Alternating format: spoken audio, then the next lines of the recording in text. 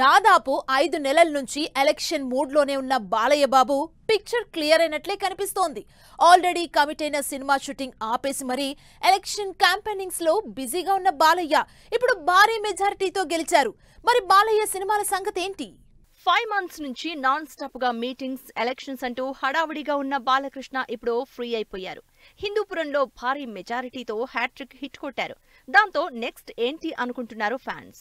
ఎలాగూ ఎలక్షన్ల హడావుడి అయిపోయింది కాబట్టి ఇక షూటింగే లేట్ అంటున్నారు అభిమానులు. అంతేకాదు జూన్ 10న బాలయ్య బర్త్డే కూడా కావడంతో కొత్త సినిమా అనౌన్స్మెంట్ వస్తుందన్న టాక్ వినిపిస్తోంది.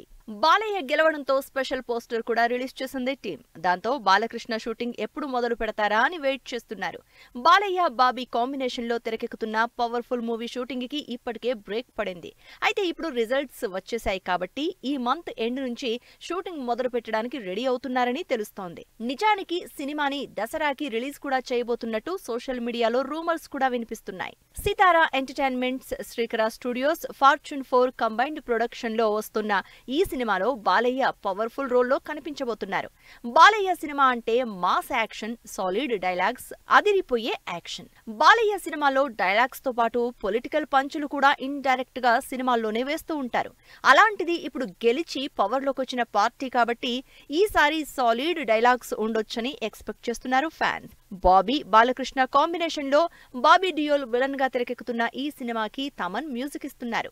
ఇలా ఆల్రెడీ కమిట్మెంట్ ఉన్న బాలయ్య ఈ నెలలోనే షూట్ లో జాయిన్ అవుతారా లేక నెక్స్ట్ మంత్ వరకు ఆగుతారా అన్నది మాత్రం సస్పెన్సే.